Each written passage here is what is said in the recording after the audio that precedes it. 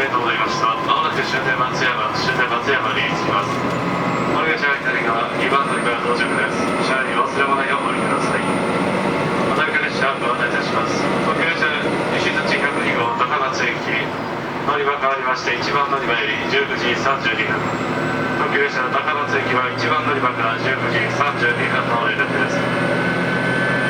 変わりまして各駅停車今治駅普通列車の今治駅3番乗り場20時4分3番乗り場から20時4分の連絡です。